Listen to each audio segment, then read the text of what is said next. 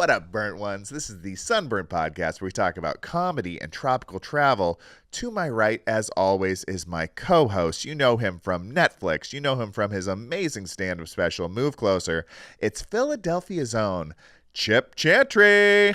And over here to my left is Emmy Award-winning writer, producer, and world-renowned shallow sea diver, Thomas O'Brien. I can hold my breath for 14 seconds, Chip. You really can. And you know what? Everybody's going for that deep sea glory. Nobody talks about the shallows. You're covering that ground. Find a place where people ain't, where the good guys aren't trying to do their thing, and that's where I thrive, baby. I'm splashing around in the cream that has risen to the top. Yeah. Speaking about cream rising to the top, we have a creme de la creme episode. Oh, it's frothy. It is frothy. It is whipped. It's a latte. We've got a latte, great stuff in here. Yeah, we do. We're talking about how to do Waikiki right over Thanksgiving. We're talking about a business that lets you go on a road trip with a celebrity impersonator. We're going to be jumping into more Guinness Book of World Records. We're going to be talking vacation rules. And, Chip, you're never going to believe what we do last. Oh, man. I can't lay it on me. You've got to stick around to the end because we're doing some Buffett facts. Buffett facts. Buffett facts. Buffett facts. All right.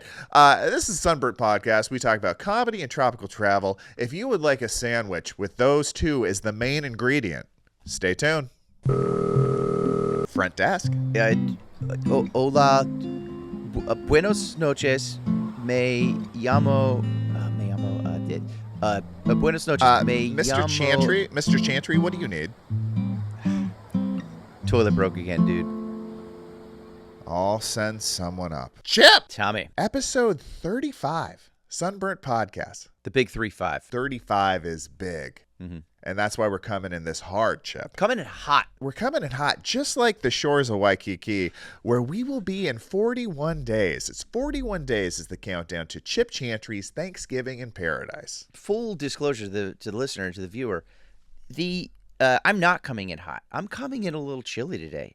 It's a little chilly and rainy. It's been raining all weekend here in Philadelphia, and I'm wearing jeans for the first time here during the podcast in a couple of months, and the weather is starting to turn. It's great, it's beautiful, but it was that beautiful autumnal kind of gorgeous golden time, and now it's just like getting cold and rainier, and I am getting very excited to get out of here and hit those sandy shores. It's important. It's important. You got to go through the lows mentally and temperature-wise to get to the highs emotionally and also temperature-wise. Yes. So same thing here. Pouring rain in Los Angeles today. In L.A. Can you believe the nerve, Chip? I mean, just the gall, the audacity. The balls on the weather, Chip. To dump just toxic water on me. I can't even imagine what's floating around. We had those horrible Palisade flyers. We have just all the cars, the smog in general, and it just gets liquefied and dumped on the sidewalks and faces and on the babies, Chip. Think of the children. The rain babies is what you're saying. The rain babies. We are going to be doing a fundraiser show very shortly for the rain babies, and so keep an eye out for that. Go to www.rainbabies.org and donate today. And you're going to want to go monthly because they're updating the site all the time. Yep. There's a lot of rain baby information you need to get to the bottom of. And we also have merch. We have merch. There's going to be rain baby hats, rain baby t-shirts, rain baby tote bags. But also we should disclose that Chip has changed his middle name to Rain Babies. Yes. And a certain portion of the proceeds may go directly to him and his building out his basement fundraiser. Yes, so that's a little bit of different thing. And by the way, speaking of rain babies, you can also go to my website, Bane Rabies, which is my new script for Batman fanfic. So. Yeah, where Bane gets rabies and is even more aggressive, but also often more tired. And it's extra scary because he's frothing at the mouth, but you can't see because of that gadget he's got on there. Oh, yeah, that is scary. You don't want to see that gadget get filled with gunk. No, you don't. No, you do not. But it is fitting. I just thought of this, and I think this is probably what you were intending in the writing of it. But bats often carry rabies. Now that yes, the dots are being connected. See, this is why you always have a writing partner. You bounce somebody off of that. Didn't even see that. So you're thinking that Christian Bale, I'm just going to call him Christian Bale. Christian Bale gave Bane rabies. And his first name is Bale, but he wants everybody to know his religion, right? Yes. Mm-hmm. Yeah. That's why I usually go by Episcopalian Chip. A picky chippy. A picky chippy. Besides rainy, how was your weekend? Well, before we get into that, buddy. Oh man. I think when it's rainy is the most important time to get a slather going. When it's raining, it's pouring, and you got to put some slather on just in case. Yeah. I think I told you this a couple weeks ago. I know I'm just becoming an elderly man because it was cloudy out and I was going out. I was going to be outside for a long time, and I put sunblock on. And I said, I better put sunblock on because on a cloudy day, that's when it gets you. I literally said that. I was like, that's when it gets you because I am 83 years young. I mean, it gets you when you're not looking, buddy. It really does. Yeah. I think that's true. It's mountain wisdom. It's mountain wisdom. You get up on the slopes, you're shredding, and if you didn't protect yourself from the sun, you can't even see, you are burnt to a crisp. Yes, that's what it is. Buddy, what'd you get into this weekend, man? I had a great show out in the suburbs of Philadelphia at this theater. Love doing a theater show. Theater shows are the best. Everybody's focused on it. But I got to tell you about my. So I ran my hour. It's coming together. I'm really liking it. The crowd seemed to like it. I was very excited about that. And I have to say, I had a favorite audience member. So my wife and my mother-in-law came out to the show because it's in the hometown. It just happens to be in the hometown where my wife grew up, and so she wanted to go back to see the old stomping grounds, and then get to see me do this little theater show. And doors were going to open at, let's say, I don't know, 7 p.m. and we were inside the theater, and then somehow the door got open, and this older lady, I would put her in her 70s, this lady kind of barged in by herself. Yeah. She wasn't supposed to be in there yet, but I don't think realized it necessarily. And she comes up to the box office. She's carrying her own seat cushion. Okay. BYOC. Because you never have enough cushioning. That's what I'll say, right? Yeah. And she just kind of like slumps up to the box office, and she's like, "What are these comedians like? Are they going to be filthy? Is there going to be filth?" And I'm sort of overhearing this, but I'm like, I'm getting out of here. I don't need to be a part of this. I'm just, but I was relayed this thing. And she's like, "Are they going to be filthy and dirty? Because I went to so-and-so comedy club recently, and they were awful and filthy." And then she starts doing their act. And let's just say this 70-something-year-old lady was making the lewd motions that I'll just let you do because we're on YouTube here. The actions, the act outs that apparently these lewd comedians were doing, maybe with their mouth and a fake, I don't know, something. And she's like, and then they were doing this, and then they were doing that, and then they were saying this. And I was like, that is disgusting. I don't want these comedians to do that. And like the box office lady, she's like, look, we don't police that, but I don't think they're going to do that. So then the lady makes her way front and center, sits in the front row of like 100-seat theater. I love it. And in the middle of just dead center. And it just so happened that my wife, they usually like sit back, but they happen to be in the front, she and her mom. And the lady decided she didn't want to split two empty seats, so she just sat directly next to my wife. Perfect. She then sat directly next to my wife and promptly fell asleep and slept through the entire performance. So much so, like through the opener, through the feature act, through my whole set, so much so that I just kept an eye on her, kept clocking her to make sure that every like 2 minutes she would sort of like jerk or move, so I knew she was still alive. Yeah. And like usually would call that out somebody sleeping, but I was like, this lady's gonna scream at me if I do anything near sexual or lewd or anything, even though she did a lot of it on the way in. So I let sleeping dogs lie. Well, you shouldn't call old ladies dogs. Yeah. But I do have two thoughts. And thank you for sharing, Chip. This sounds like a challenging conundrum to come across as a stand-up comedian. Two thoughts. Number one, in my sketch version of this, she finishes her tirade about filthy comedy and all the things she's heard, and then brings the item you said she brought with her. Yes. And she goes, and in case you were wondering, this is just for the pushing. Oh, by the way, I will tell you what she did. She did complain about that, then bought a ticket, and then promptly went into the restroom for what was described to me as a half hour. Man, she was getting ready to party. Yeah. The other thing I want to say is, I don't think stamina's her big thing. I bet she falls asleep at a lot of these things. And I'm wondering, were those comedians filthy? Or did she go see Nate Bargatze, sleep through the whole thing, and the filth she heard, she dreamt in her mind?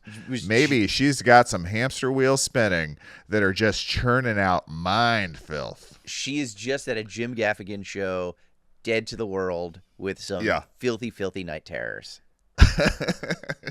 She's got night Tourette's. Ooh, is that the name of something? Night Tourette's. That sounds That sounds hot, dude. That sounds like something that would happen in L.A., baby. It sounds like a Bob Seger album that was never released. Bobby's B-sides. Bobby's B-sides.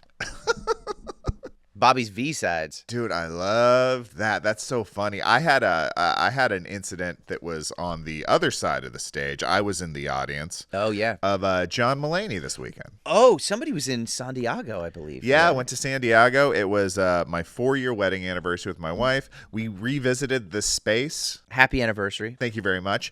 That you officiated our wedding in. I did. I officiated your wedding. Yeah. We went back to the scene of the crime. You also committed many crimes. Couple. He is a wedding officiant, also a very skilled pickpocket.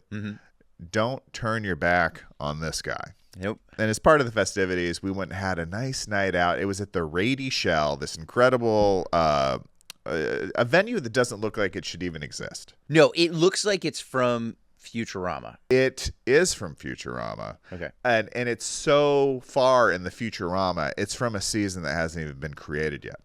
Yeah. From my understanding, what some rich guy did was wanted to build an amphitheater in downtown San Diego. But you know how amphitheaters are normally carved out of a natural formation that's already shaped like an amphitheater. Yeah, an ampy. You have to cut a theater. You got to out have of an ampy to get an amphitheater. Yep. He said, "Oh no, I'm going to build one right in the middle of the ocean." So you literally hoof by a bunch of yachts and stuff. It's surrounded by water on all sides. And it's just a 10,000-seat amphitheater where no amphitheater should be. It's got this big futuristic dome over where the performers are. It's very deeper than you think it should be from the outside when you realize it doesn't cover any of the audience. It's a complete outdoor venue. And it was incredible just to see. We had a beautiful dinner, then took like a 10-minute walk right into the theater, got to our seats. Things were going great. The show was going good. And then maybe 20 minutes into the show, the only 2 empty seats 4 miles around get filled in by 2 ladies that show up. And one of them is very alert and very with it.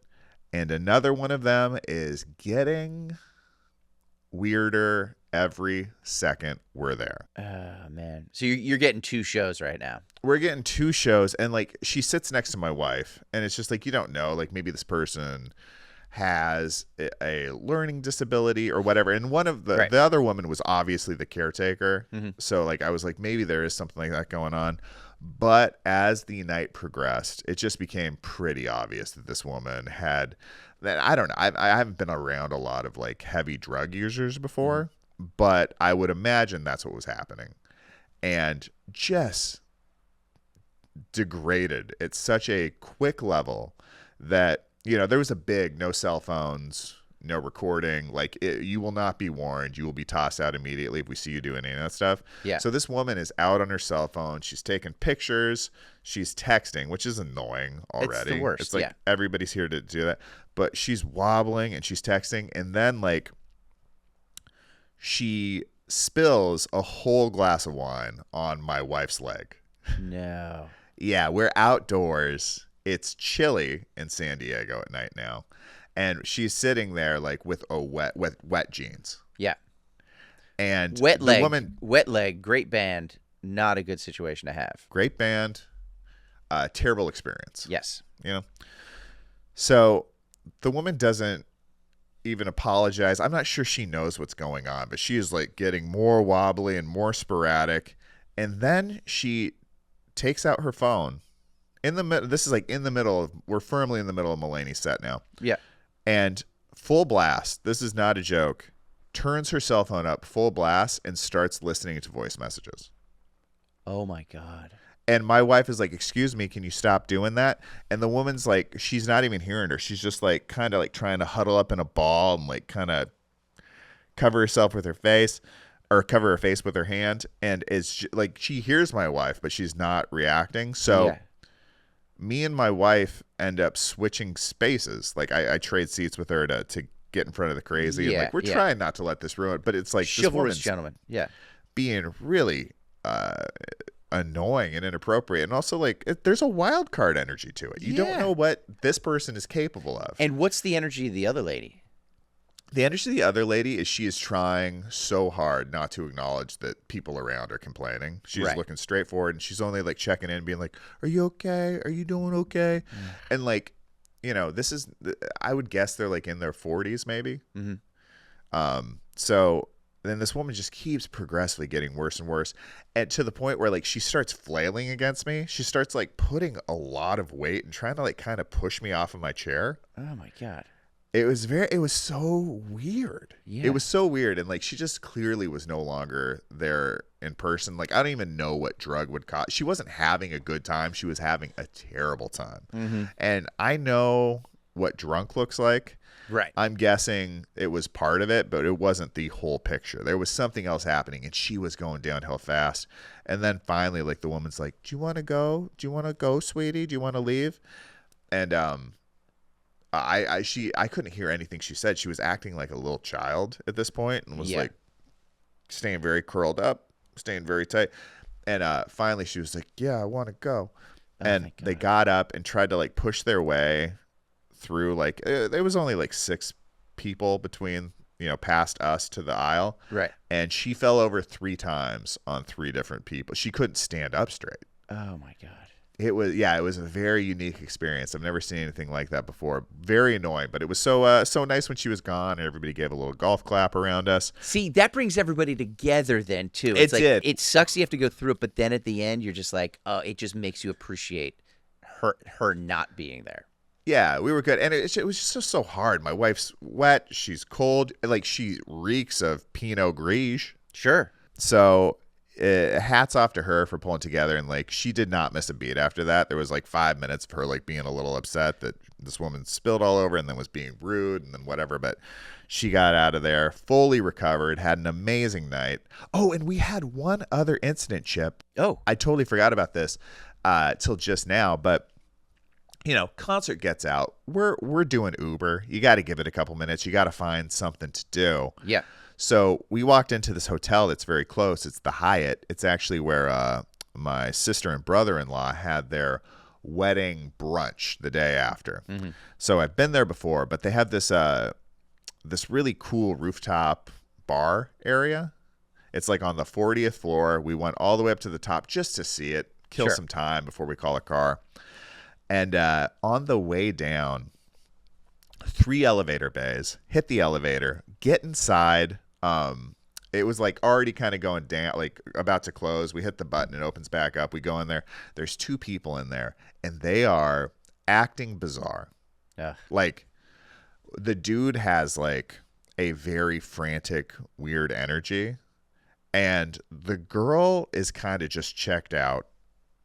Just a guy and a girl, clearly together, and there is like weird voices coming out of something. I don't know if it's the elevator or a phone or whatever, but like it sounds like a walkie-talkie, and somebody's like talking about like it's critical, the police are coming, blah blah blah, that kind of stuff. And I'm just like, what did we just step into? A crime scene, I believe, is what you just stepped into. Yeah, potentially. I don't know. Yeah. So it's one of those elevators where like you have to pick where you're going before you get in. There's no buttons inside. So like we hit lobby and that door opened back up. So it's going to take whoever's in there where they're going and then go back down to the lobby. Yeah, trajectory. Yeah, you're in it for the long haul now. So I remember seeing they were getting off at 31. So it stopped at 31. I really didn't remember what they looked like. I just once somebody's acting weird, you try not to look and just hope for the best. They got off. We didn't think anything about it, and we went to the lobby to call an Uber and wait there for a minute. Mm-hmm. And while we're waiting, like 2 pretty well-armed security guards come up and like start grilling us. Really? They're like, what were you doing in the elevator? And I was like, getting from the top floor to the bottom floor. And he was just like, did you see anybody else in there? And I was like, yeah, there was a guy and a girl in there, and they got off on the 31st floor. Yeah. There was like some weird talking going on. It sounded like a walkie-talkie or something. Like I told him that, and they were like, it was weird. They were like smiling, like but fake smiling. Yeah. Behind something very intense. Yeah. Yeah. I have no idea what was going on, but they're just like, so it was just you and them, and you did not purposefully tamper with the elevator to make it stop at a place it shouldn't stop. And like they were being very guarded, but asking all these very specific questions. Yeah. And like the tension in this conversation just went to a 10. Yeah. But behind these fake smiles, and I don't know, it was so bizarre. Like I got the feeling something was off, but I still to this day have no idea what was off. But like this was the security like at that hotel's A team. This was not like, this is not just some pop up. They were wearing different uniforms. They had like, they were armed up, it looked like, and something weird. We had almost gotten caught in the middle of it, feels like. Do you think it's simple as the way that security guard said you didn't tamper with the elevator? Like, do you think it was a situation where like it was just a couple, they like turned the elevator off and tried to make a baby in the elevator? Oh, it could be something like that. And then you caught them in the act somehow or something like that? Yeah, like they thought it was going to stop or whatever, and we showed up. Yeah, I mean that would be a beautiful version. Right. That's the nicest version I can come up with. Yeah, yeah. I mean, I love a nice version, Chip. You know me. Yeah. You've seen that documentary about the woman that ended up, spoiler alert, it's a Netflix doc. She ended up in like the water tank. Exactly what came to my mind at the Cecil Hotel here in Los Angeles. Yes. Yeah. That was the first of Netflix's. We're going to show this to you in 18 parts. This could have been an hour, a real strong hour documentary. Yeah. But you want 18 parts? You're going to get 18 parts. I think police blotters, I know you can look up stuff, not that they were necessarily the police, but like you should be able, because you were a part of that, you should be able to get intel. You should be able to call that hotel and be like, hey, I was in the elevator. I need to know what happened. Just for my own, just for the story. I want to know what happened, because you were a part of it. You had to go through it. Just like that lady, like I think you should be able to know who that lady was that dumped the wine on your wife and know what drug was in her system. You should be able to find out, and then what happened to her the rest of the night. You should legally be allowed to know that. And with technology, we're following people all the times. You could track that. I agree. You would just suffer some very interesting people this weekend, man. It wouldn't be a problem, but I'm so curious. That's the thing too. It's like you would be a great cold case detective, because you're thinking, but instead of like who killed that boy in 1987, what kind of nose drugs was this lady on that sat next to me at the Jon Mulaney concert? Those are the cold cases I think about. And you have a wall in like your garage there with like string to all the different pictures, like one of those things, just to it's just a string from H to booger sugar. Yes. That's all it says. Question mark. Oh, there's so many more questions. And I do like that, because these are questions, these are cases you're not going to take home with you into your everyday life. No. You know what I mean? It's like, I think you're trying to solve a murder, something like that. It's like, This is a perfect case for the Larry David Detective Agency. Oh, Thomas. Oh, Thomas. The LDDC. Yeah, what would that be called? Not Curb Your Enthusiasm, but it would. But he is the detective, like just a hard-boiled detective. He's like he's in a noir. It's one, he's got one of those like offices that has like the frosted window with like his name on it backwards because you're seeing it from the inside. Yeah, it's not Curb Your Enthusiasm. It is blank your curiosity. Yeah. Pique your curiosity. Yeah, but that's... Solve it. I think he's all about nullifying it. Satisfy your curiosity. Satisfy your curiosity. And then we can shorten it. I think it's just called satisfaction. Yeah. Because it's going to be so satisfying. Yeah. And then, so it's just him just going over all of this like dossiers and stuff like that. Mm-hmm. And then Jeff Garlin just comes in and goes, "Chief, I had a souffle," and then walks out. Nobody better in the business to do that than Jeff Garlin. Did I tell you that Jeff Garlin taught me how to use an iPhone? No, I didn't. I knew he had diabetes. I didn't know he had technical expertise. Type 2 expertise. Yeah. It was his A1C was version 3 of the iPhone. He was at Helium in Philadelphia, and Todd Glass was there for the week, and I was hanging out, but just for the one night, it was like a Friday night. Yeah. Jeff came in just for the night to headline, and Todd, they're friends, and Todd was like, "Oh, so like I'll just feature, we'll do like 2-man show or whatever, and like, and we'll do that." And so I went, I watched, I was like, "Oh, I'm going to go see Jeff Garlin," and I know Todd, and saw him do his show. And then I went back, and I didn't want to bother him, but like I went in to see Todd, and he introduced me, and he was very nice, and he goes, "Oh, what you got there?" It was literally the day I got my very first iPhone. Like I had gotten it 4 hours before. Wow. And he's, "Oh, that looks new." And I was like, "Yeah, just got it today." No, he goes, "Give it to me." And he sat there during the entire like lull between the two shows for like an hour and showed me like every app. He's like, "Oh, you can do this. You do this here. Download this." And then sat there and showed me this, and then just got up on stage and went and did another hour. And then I never saw him again. So Jeff Garlin taught me how to use an iPhone. That is so funny. Jeff Garlin has always been overwhelmingly delightful, and he's actually the reason I ended up at UCB. Really? Yeah. When I first moved to Los Angeles, I was dead broke, and he would do a show. I want to say it was like Thursdays. Okay. And he would charge $1, and you would go there, and he would have. I mean, when I tell you he would have nothing planned, he would. Yeah. He would have nothing planned. He knew who his audience was. It was broke people. Yeah. So the first part of the show, he would come out and just give away everything he got for being a rich person. Oh, like, amazing. It was like golf club bags. It was box sets of things. He was just like, I already have money. People give me more stuff. I don't ask for any of this. I'm giving it away to poor aspiring comedians who are trying to slug it through Los Angeles. That's amazing. So he would come up for little games to give that stuff away. And then he would have on like legitimately super famous or super funny comedians come to like, I think he called it the Jeff Garlin combo platter. Okay. And that was, somebody told me about it. It was the only reason I knew about the theater. And that's where I ended up getting involved in performing more. But and he was just always super nice to everybody. And I have not really met anybody who had something bad to say about him. Of course, unless you read anything in the trades. Yes. And then it looks like maybe he was having some troubles at work. I will say the first time I was ever at UCB on Franklin, this is going to like 2006 maybe. I was out there for a little bit, and I went to see a show, and it was still Comedy Deathray at the time. So it was Comedy Deathray. Yeah, before Comedy Bang Bang. Yes, and Scott Aukerman was not there.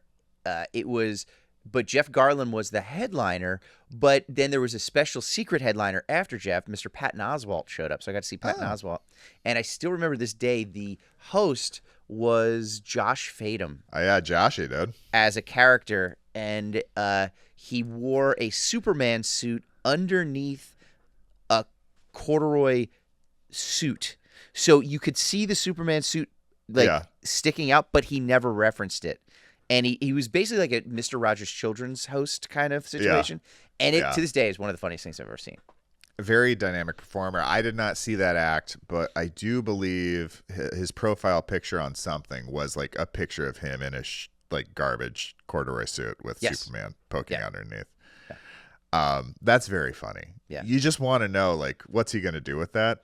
And then it never came to fruition, and it was great. Yeah. Does not come to fruition. That is super funny, dude. Yeah. Well, enough about 2006. Yeah. Let's get into 2025. Let's get into 2025, specifically talking about Thanksgiving 2025, where we're going to be doing it in Waikiki, Chip. The Kiki, as I like to call it. Yeah, here's the deal. I go to Waikiki every year for Thanksgiving with my family. I have for 4 years, so I have a bunch of knowledge of how to go to Waikiki and have a great time as a tourist. And it's not that you just go, you've gone there for the last number of years. Like, in the meantime, you're obsessed with it. Like, it's not just like, oh, I've gone there 4 times. It's like, I go there, and then all I do is think about it until I go back. It's just such a great touchstone for me all year round. Yeah. I do think about it a lot. I may have even started a podcast or two where we just talk about tropical travel. I find it so enjoyable and so motivating to get a bunch of other things done, whether it's like fitness goals, whether it's work goals, whether it's whatever. It's like I want to earn that vacation by the time I take it every year. So it just seemed like a very natural fit that this thing I think about all the time and want to talk about all the time, I would just expand, and we would do the Sunburnt podcast where we talk about comedy, tropical travel, and also anchor it with a kickoff event in paradise the night before Thanksgiving in Waikiki, because I'm always walking around and obsessed with comedy. Recently became obsessed with tropical travel when I was able to do it. So in order, we're throwing this show the 26th, the night before Thanksgiving. Yeah. And, people are going to be in Waikiki. I know you want to do it right. If you haven't been before, there can be some anxiety about planning a holiday in a unfamiliar location. You are describing me right now, by the way, Thomas. I know. I've never been. Yeah. You've never been. You're going there for a holiday. And I just, over the next couple of weeks, I'm going to lay out just everything I can to help you guys have a great time, to relieve that anxiety and give you a little bit of a roadmap on the best way to attack Waikiki on Thanksgiving week. According to me, somebody who will be doing it for his 5th time this week, and hopefully it'll be useful information, but you're going to be in Waikiki. Hopefully you like Chip and I and want to come hang out with us and see the show November 26th. We got one at 6 o'clock, we got one at 9:30, and the 6 o'clock show is selling out fast. So if you want to see the earlier show, you're going to want to get tickets now, and you're not going to want to go through resellers. If you just look up the event, you're going to get 200 websites that are reselling tickets at crazy prices. There are still face value tickets available at BlueNoteHawaii.com. Go to November 26th. You'll see Chip Chantry's Thanksgiving in Paradise. Or you can easily get to that same webpage by going to our website, sunburntpodcast.com, and then just go to the tickets area. You will see the real tickets there. Everywhere else is selling them for incredible prices. But this week, the little nuggets I'm going to be dropping are about the first day, 2 days, 3 days, getting to Waikiki physically and mentally. These are the key days. This sets the stage.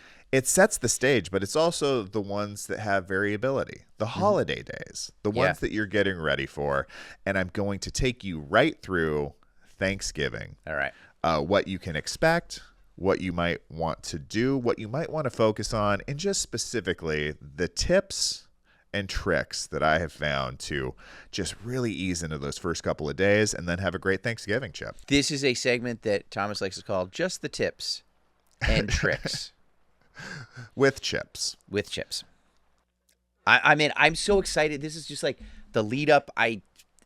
walk me through it, buddy. I'm going to start off at the very beginning. You've booked your flight. You've landed at the Honolulu airport. What's the best way to get to Waikiki, Chip? I'm saying a taxi, an Uber, by foot, just by foot.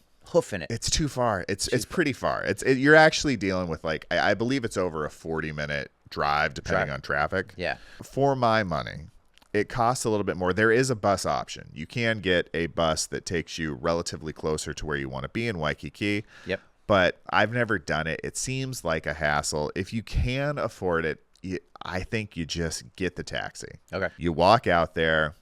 There's taxis lined up. I've done ride shares too. That's fine. It took a little time and was roughly about the same cost. Ride shares from an airport, I always try to go for a taxi because the taxis are there available. The ride shares always get wonky. Yeah. Yeah, it gets a little wonky, and they've got lots of nice big ones. When you say nice big ones, you're talking about the vehicle. You're talking about the vehicle is what you're saying. No, it's a sumo culture. Okay. And the drivers are rated by the pound. Okay. So you're going to want a big boy or a big gal. Sure. That's how you're going to show that you're an important person on the island. Yeah. Of course, I'm making that up. No, you know, I'm always going with my wife. We've got a little more luggage because it's a longer trip. Mm-hmm. I like a nice big taxi. Yeah. Not the car. I'm going to want like some kind of small SUV, if possible. Mm-hmm. So get in there. It's going to be a little touch and go. A lot more traffic in Waikiki than you would think. But you're going to get there. You're going to get dropped off right at your hotel. Mm-hmm. And you're just not going to have to worry about any of that other stuff, which I think is important after what is minimum a 6-hour flight. Yeah. This is where the fun starts, Chip. Now you're in freaking Waikiki. Mm-hmm. And if it's too early for you to check into your room, what you're going to do is change into your beach clothes. And you are going to leave your stuff with the bellhop. Okay. And then you are going to get your buns to some place where you can grab a drink and a bite on the beach. An early check-in, if you will. Mm-hmm. As spelled out in our, what did we call it? The world's craziest tropical drink contest. We tried to out-crazy each other with tropical drinks a couple episodes back. Go check it out. It actually is one of the things people talk to us the most about. Yeah. One of them was an early check-in. Often you do not get early check-ins, especially on Thanksgiving week. It is a busy week. Mm-hmm. They are at capacity. You're going to have to bear with the staff to a certain extent. Not a lot of people checking out during this time either. A lot of people checking in, very limited new rooms showing up. So sometimes it does take a little bit longer, but you can't let that get you down. No. You just got to look at where you're at. So you drop your bags off, whether you get in the room or whatever, get in your beach stuff. And now you are going to go to at the Outrigger, the same hotel that the Blue Note's inside. You've got Duke's, and then upstairs from that you got the Hula Grill. Okay. And then to the left of that, if you're looking at the ocean, you're going to have the Moana Surfrider, which has a beach bar.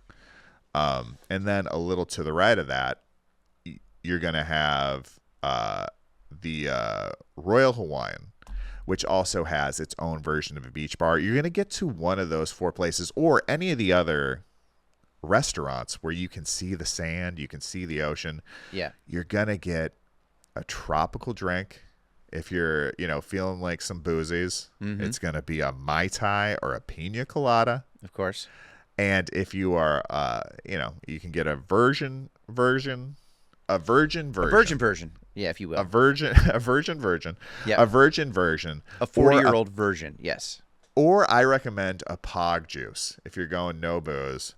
Pog is pineapple, orange, guava. I thought they were those toys that the kids would play with in the late 90s. You don't want to do that because actually Pogs are fine there, but slammers have been outlawed in Hawaii since 96. Yeah, because of the mongoose issue. Yes, okay, go ahead. Because of the mongooses. And by the way, good poll. Did you read about that, mongooses in Hawaii? I've heard about it. I read a book about Tom Robbins' book called Still Life with Woodpecker, where it's a ridiculous book, and he mentions about the snakes and the mongoose. It's wild. They're like their squirrels. So you see mongooses out and about.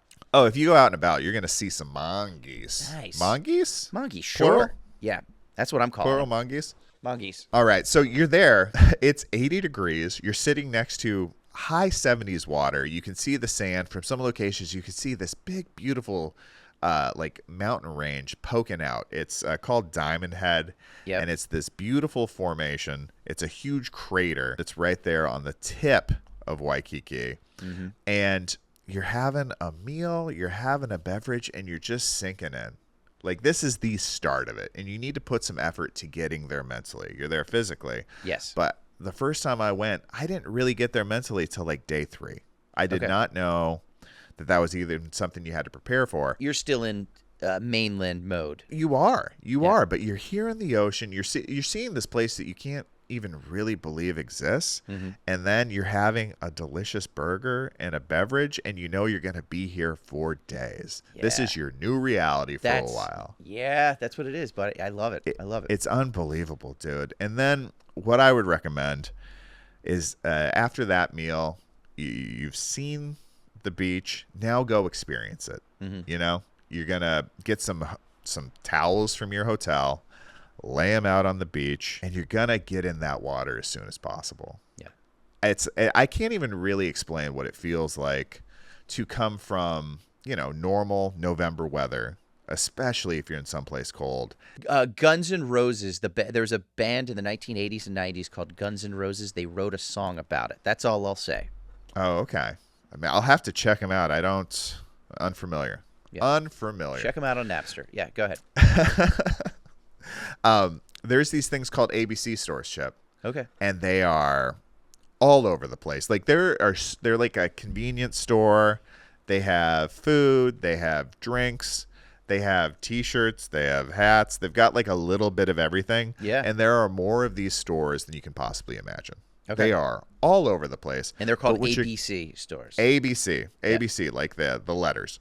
Yes. And what you're going to do is you can go there and get a floaty that you can use in the ocean.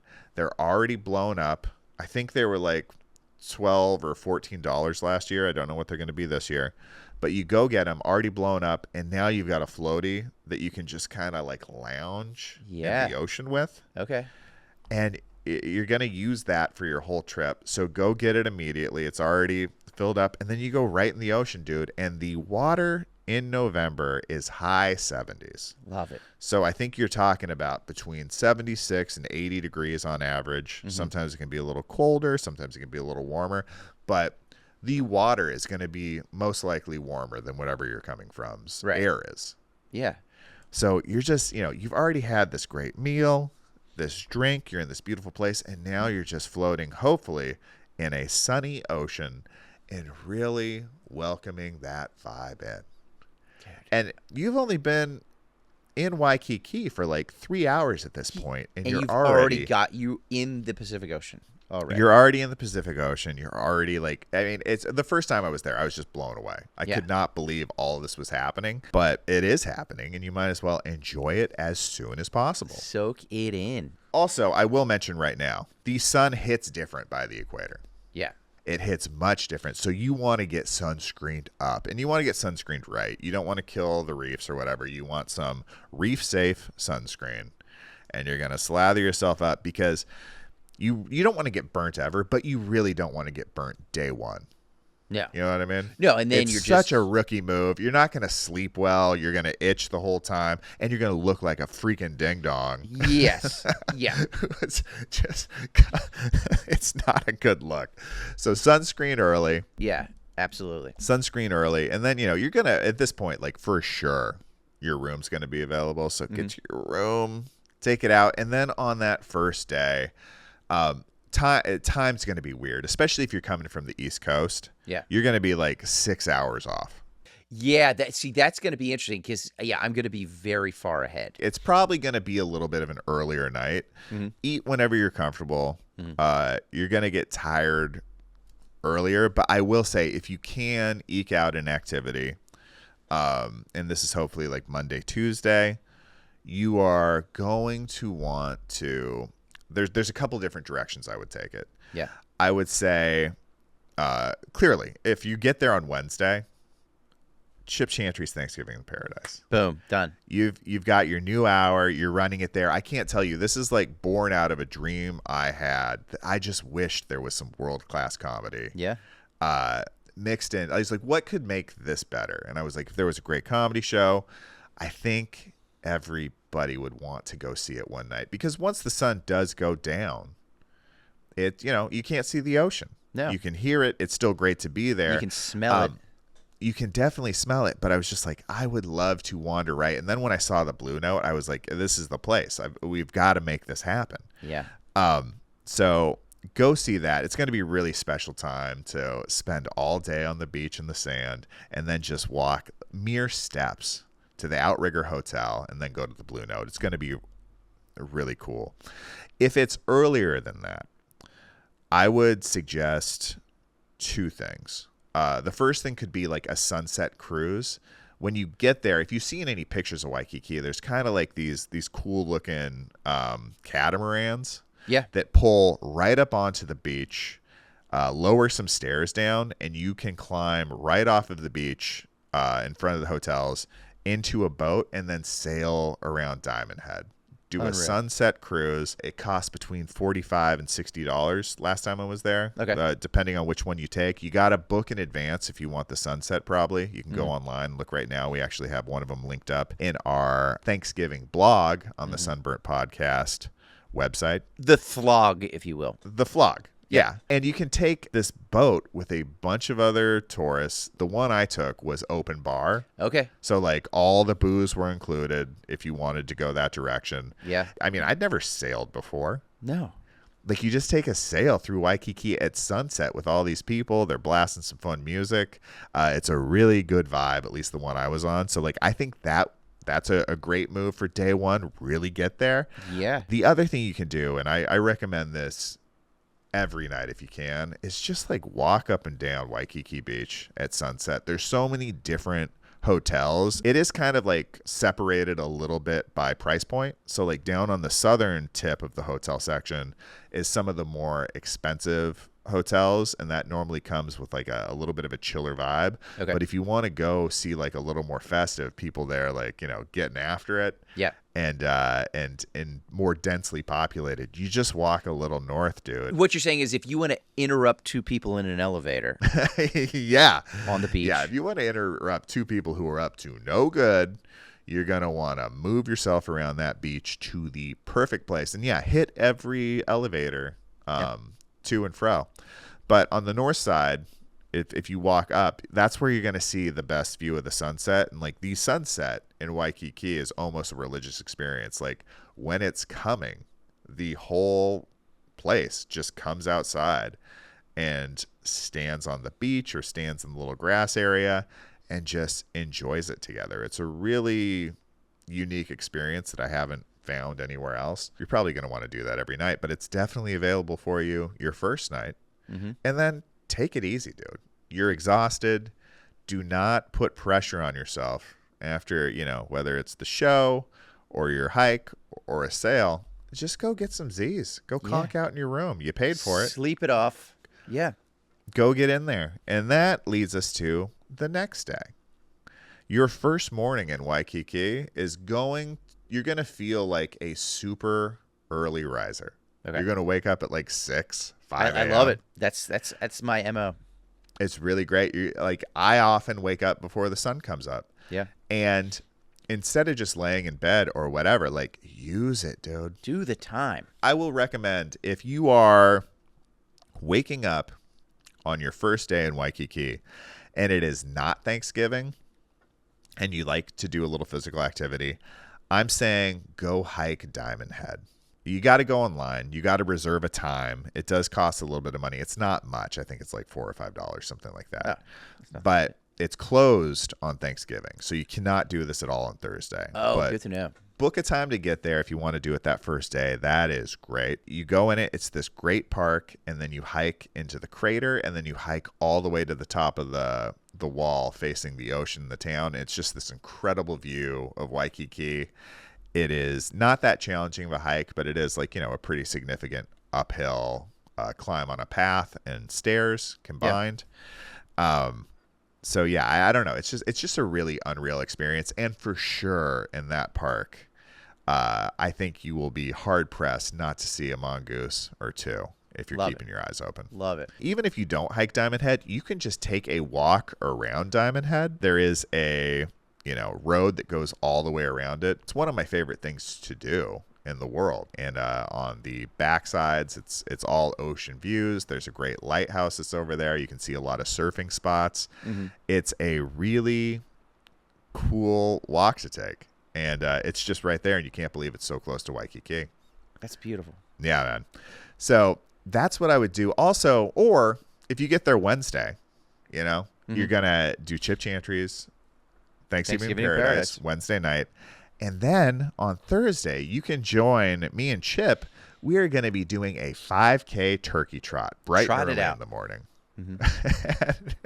And we do have the link for the sign up to the turkey trot on that same blog as well. Things to do in Waikiki Thanksgiving 2025 on the website. Yeah, so we're going to be getting after it, man. We're going to be getting after it, and then we're going to be doing a nice mix of physical activities, a nice mix of relaxing. Mm-hmm. But the truth of the matter is just the vibe there is so good that it's all going to feed into each other, and you're just going to be in a tropical paradise doing all these different things. It's freaking awesome. It's what we're building up to, man. I'm so psyched. I am so psyched. Which brings me to Thanksgiving Day. So we're going to do the turkey trot. I promise you $1 million after the turkey trot, I'm going to want to do a float. Yeah, you are. So we're going to trot.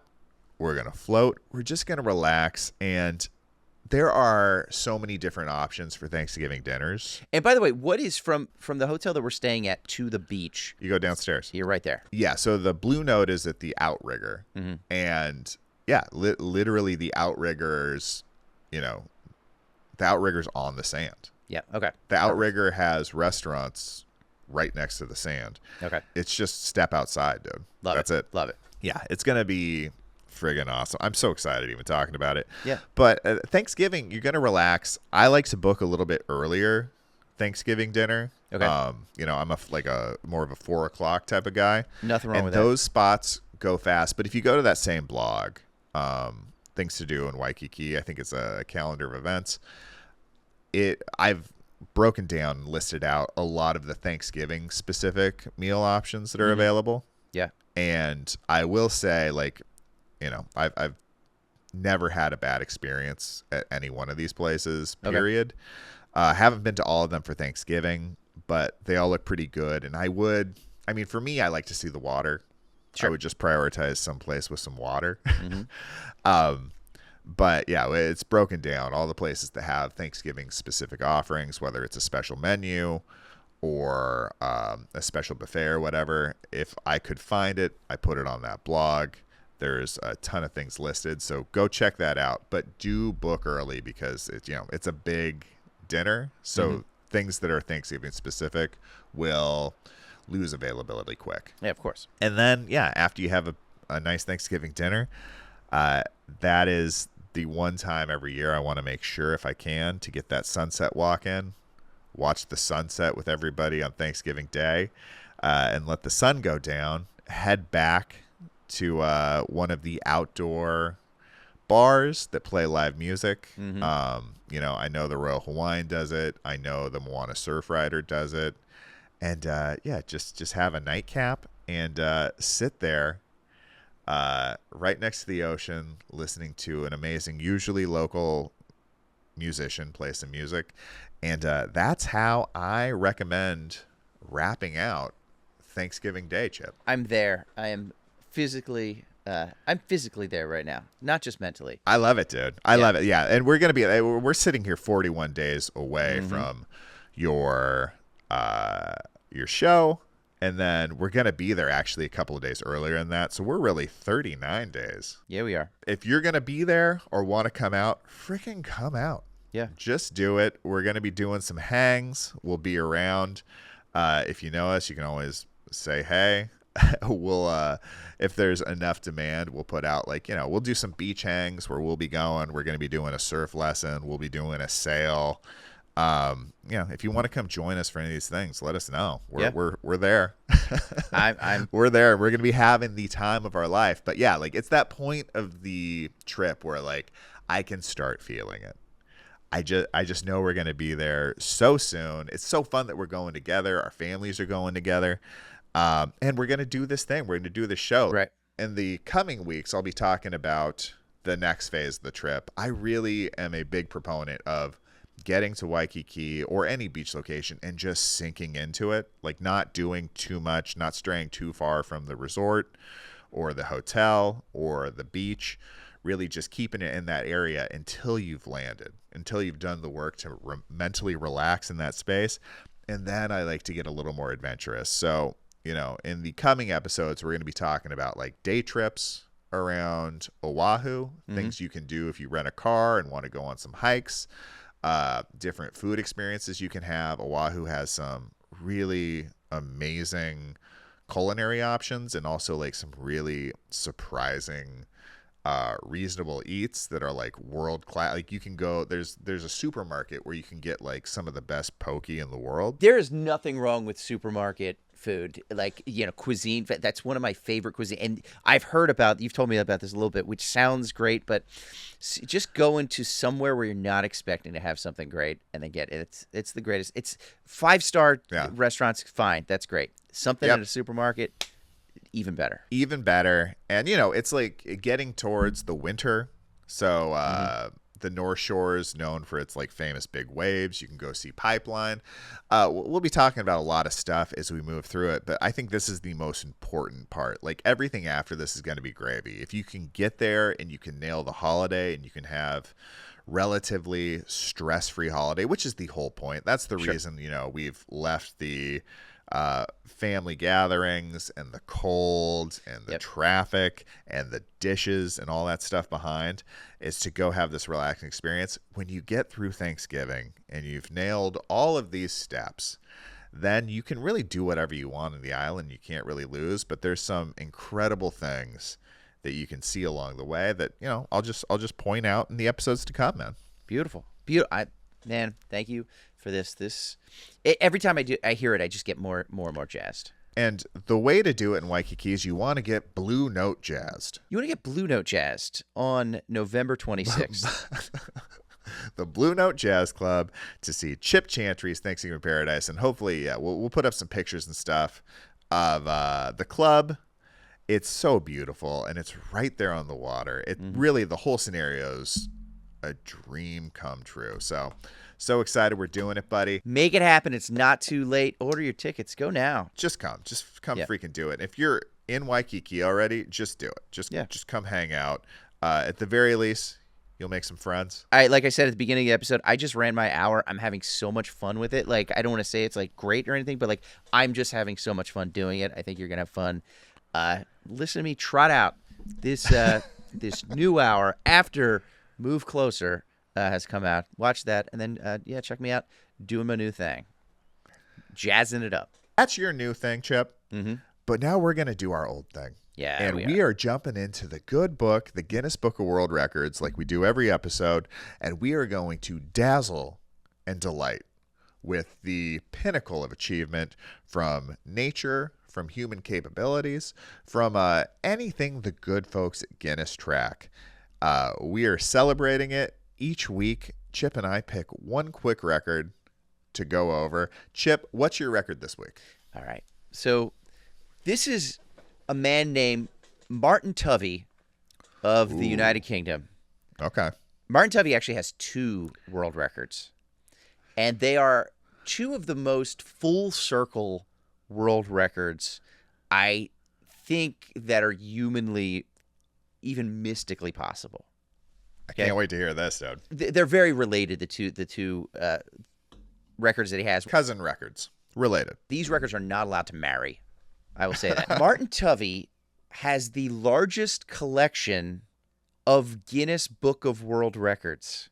What do you mean by that? Physical copies of editions, unique editions of the Guinness Book of World Records. This man, Martin Tovey, owns 816 unique editions of the good book, the Guinness Book of World Records.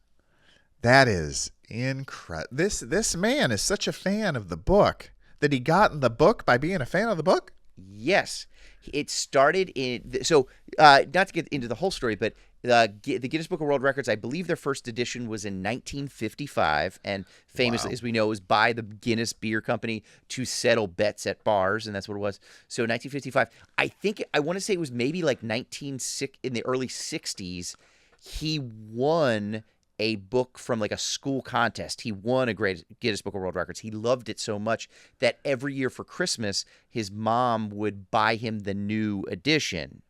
And then he just kind of became obsessed over the years and then started going around and trying to collect.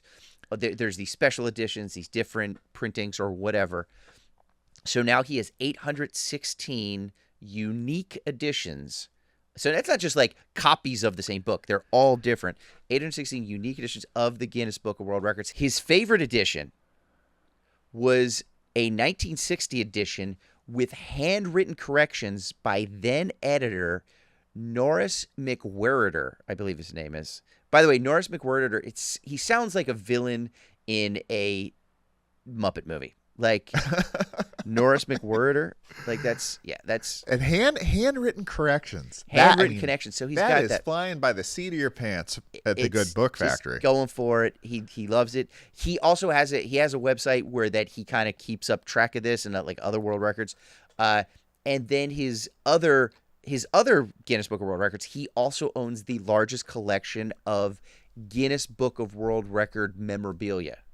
So any memorabilia, that shirts, board games that have come out, all these different things, he owns the largest collection of that as well. Now, here's what I want to do, Thomas.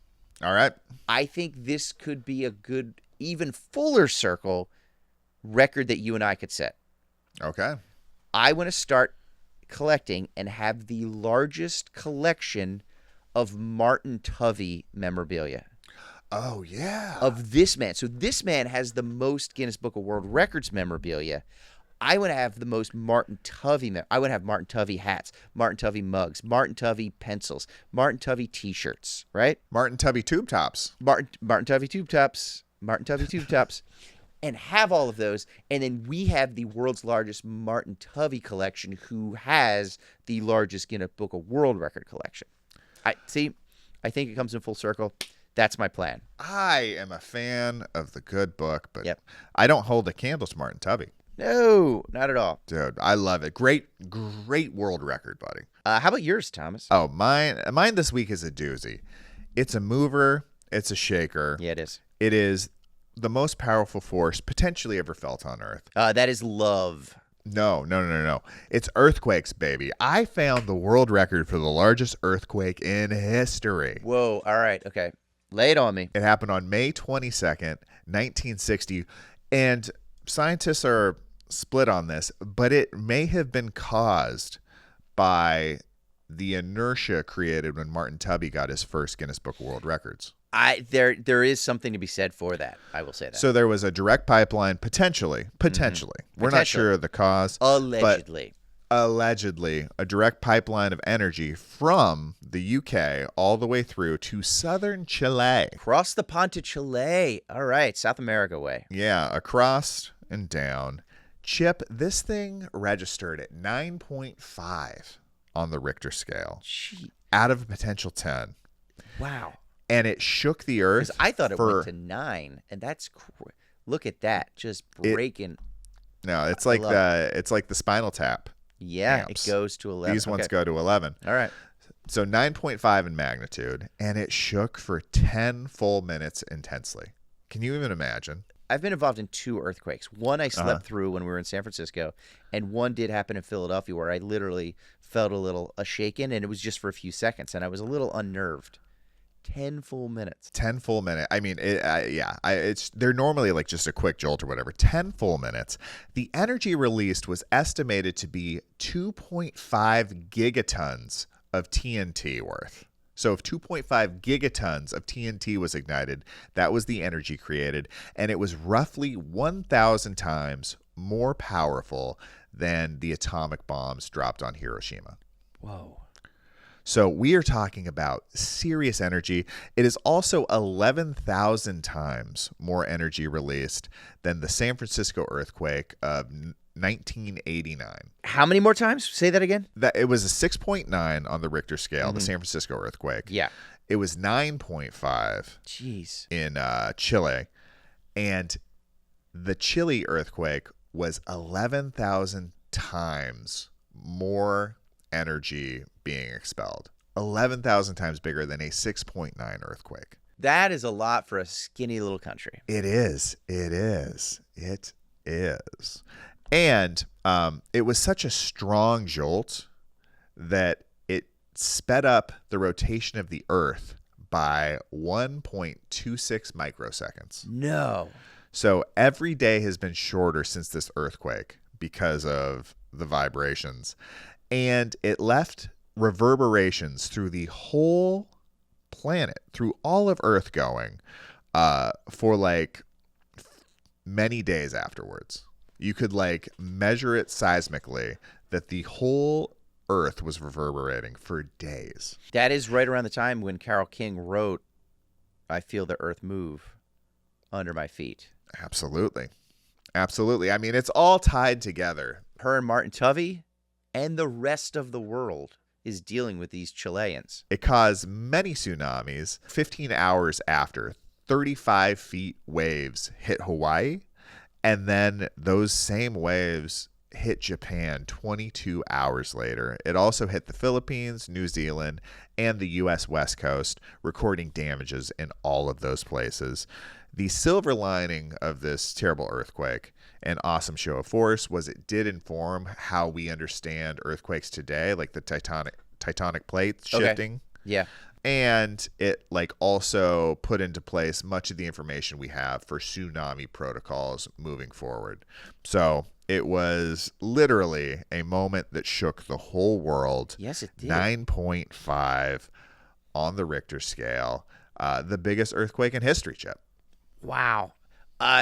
Excellent work, Thomas. I still think my man from England who has the most Guinness Book of World Records is a little more dazzling, but hey, a 9.5 Richter scale that changed the shape and speed of the Earth. I think you did a good job with it. Thanks, buddy. Again, my guy has 816 books, Thomas. That's true. I'm not trying to compare. I'm not trying to win. I'm just saying a man in England has almost 900 books. Yes, your one shook the core of the Earth and changed literally how we deal with time. But my guy does have 816 books. So that's all I'm saying. As we said earlier, him getting that first Guinness book may be what triggered the whole thing in the first place. Martin Tovey, on the Tovey scale. I don't even think it should be the Richter scale anymore. I think it should be called the Tovey tale. All right, man. Well, that's world records. Yeah, it is. Now we've got to scoot. We're running a little long here. Yeah. We're into vacation rules. Yeah. Very self-explanatory. Chip, what's your vacation rule this week? All right. Vacation rule 153. When you're on vacation, talk to strangers. Maybe you'll find a new best friend. Maybe you'll learn about a different culture. And maybe, just maybe, you'll meet a murderer without realizing it, and years later you'll end up being interviewed on a Netflix true crime documentary called something like Beach Towels and Betrayal, The Disappearance of Tristan Plonk. It's a win-win-win. Oh, I love a win-win-win, dude. Mm-hmm. That's very true. That's very true. You got to talk to people. You got to experience it. But it's your quickest route to Netflix. It really is. It really is. You may always be talking to a murderer, and it's very unlikely they're going to murder you. If you're keeping them talking, they're not going to do it. The average murderer talks to a lot more people in their lifetime than they murder. They really do. I think that's safe to say. Mm-hmm. You can let the world know you never would have expected it. Right. Not from that guy. No. The guy doing fireball shots at the bar. Yeah. He was a bad guy. Yeah. He had impulse issues. Yeah. He didn't seem creepy at all the way that he was doing snow angels in the sand and looking up ladies' skirts and throwing Mai Tais at people. No. He was completely upstanding gentleman. The upskirt stuff, the unwanted upskirt stuff, that's a dead giveaway. You got to steer clear of that guy. Yes. Sure, yes, he was sitting at the tiki bar wetting his own pants while murdering a cat. But other than that, he seemed like a good dude. We were going to get in a fantasy football league together. Oh man. Do you think murderers are good at fantasy football, Chip? Yeah, because I think it takes a lot of plotting, and I think it takes a lot of guts. It does take a lot of guts. Yeah. Guts, the Astro Crag. You remember the Astro Crag? Sure. Mike O'Malley. What a career that guy's had. That was like Triple Dare. I like to call that show because it was like Double Dare with extra stakes. It was extra physical. And mom and dad ain't coming on this trip. No, they're not. Too physical. All right. Well, dude, great vacation rule. Very true. Talk to folks. Talk to us if you come to Waikiki. We'll be there. Come say what up. My rule this week is vacation rule number 71. Every trip needs a mom. Trip moms step in and keep their friends sunscreened, hydrated, and on schedule. And yeah, they are very annoying while they do it, but they keep us healthy and safe. So to all the trip moms out there, we're sorry we told you to mind your own effing business in Cabo. And thanks for looking out for us, mommy. Those trip moms, whether it's a lady or a man, there needs to be a trip mommy to take care of the rest of us. The shepherd. There's got to be somebody in charge. The shepherd herding the mongoose. The inmates can't run the asylum. They cannot. And the inmates do not like to not run the asylum. You had a vacation mommy sitting next to you at the Jon Mulaney show. Yes. Yeah. I definitely did. I mean, it seemed like she was sort of dropping the ball a little bit, but at least she mommied her out of there. She was protecting her vacation child. Yes. She just wasn't protecting the other folks around, which is normally part of it. You gotta calm the herds. You gotta calm the masses. You got to calm the waters around your little tsunami. Absolutely. All right, and now we're gonna wrap it up how we wrap up every episode. Chip, we're talking about the man, Jimmy Buffett. He looked at life and said, "I'm gonna carve the perfect sculpture out of this thing, doing my own rules. Yes. Nobody's going to tell me what I should do. I'm going to follow my bliss and create the life I want." We're obsessed with the man. We cherish his life and his career, and we've been doing copious amounts of research. Yes, we have. Just so much research. In the annals of Jimmy Buffett Digging history. through his annals. His personal library. His letters. Do you have letters? Do I have letters? Yeah. There was an episode of Seinfeld called The Cheever Letters. Okay, that's what I was thinking of. And tremendous episode. Really, I'm not going to spoil it for anybody. No spoilers. It's only... There are some revelations in those Cheever letters. I'll tell you that. Okay. But every week we find a brand new fact that most people, but the hardcore Jimmy Buffett fans, don't know about. And we bring them to you. Chip, what's the fact you've uncovered this week? Jimmy Buffett was a very skillful man. He knew how to tie his shoes, but he never had to. Just stacking up skills that you don't need when you're living a tropical island lifestyle. Yeah. They said that Einstein took till he was about 5 years old to tie his shoes. Jimmy Buffett hasn't had to tie his shoes since he was 5. That's just the life he lived. Tell me who's smarter. I'm not allowed to say legally because the suit is still pending. Dude, it's about lifestyle design. He really designed his life. I'm jealous of it. We're chasing after it right now. We're doing things in paradise. Yes. Chip Chantry's Thanksgiving in Paradise, something we designed and we're making happen. All right. My Buffett fact this week is in the same vein, in that it's a Jimmy Buffett fact. All right. Jimmy Buffett never practiced law professionally, but he did pass Florida's tiki bar exam on his first try. He did well, too. He Mai Tai'd with Spuds MacKenzie for first in their class. I love it. That's a silly fact, Chip. It's I love it. I love it. Any Spuds MacKenzie reference, I'm in. He's the only dog, as far as I know, that's synonymous with just partying, right? No, he is the party dog. He's the super party animal. His name is Spuds MacKenzie. Oh, God, can you imagine the guys who created? Like, I imagine they were handsomely rewarded for being like, I think the bros are gonna like this dog that parties. Mm-hmm. Yeah. And man, it worked. Okay, man. Well, we got to get out of here. Thanks so much for staying with us. This is the Sunburnt podcast where we talk about comedy and tropical travel. Until next time, stay burnt. Front desk.